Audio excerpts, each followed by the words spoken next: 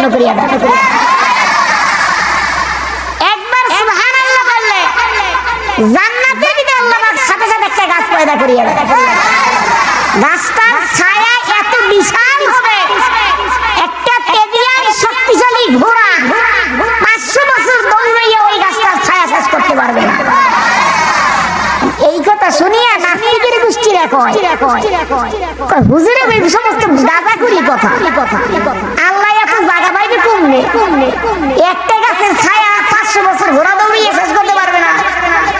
কতবার সুবহানাল্লাহ বললে কতবার গাছ হইবে? এই জায়গা আল্লাহ কমনে ভাই বলে কি বলে না? নাস্তিকরা তো আল্লাহ বলতে কিছু না, এরা স্বীকারই করে না নাকি? এদের দ্বারা অনেক কিছুই বলা যায়। আল্লাহ পাক নেক দিতে পারে কি পারে না? এই বিশ্বাস হয় কি হয় না? মুহাব্বতের সাথে বলতে হবে, শুকরিয়া আদায় করতে হবে মুহাব্বতের সাথে।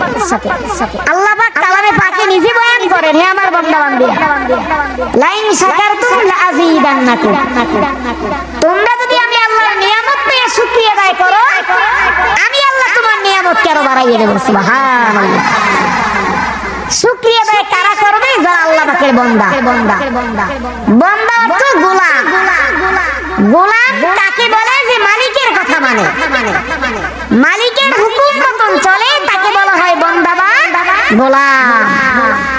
যে মালিকের কথা মানে না, মালিকের হুকুম মতন চলে না, সে কি বান্দা দাবি করতে পারে?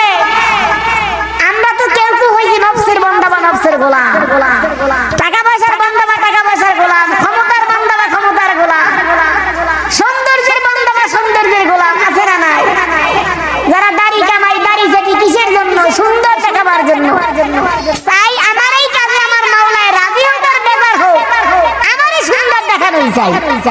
কি কথা ঠিক না বেশি? বান্দায় আছে বন্দিগি নাই বদহালতের জিন্দিগি, বান্দায় আছে বন্দিগি নাই বদহালতের জিন্দিগি, নফস শয়তানের দোকায় পড়লাম আখিরাতের উপায় কি? বান্দার অভাব নাই, বন্দিগির অভাব। ইবাদত করি, নামাজ পড়ি, জিকির আজকার করি, হজ যাকাত আদায় করি, আল্লাহরে মুহাব্বত করে, মাওলারে ভয় করে, কয়জনে ইবাদত করি? ইবাদত তো করি, আমি বুড়ো হয়ে গেছি, দাড়ি চুল পাকিয়ে গেছে, নামাজ যদি না পড়ি মানুষ আমাকে কি মনে করবে? আছে না নাই? করতে হবে মালিকের জন্য। কি যারা দুনিয়া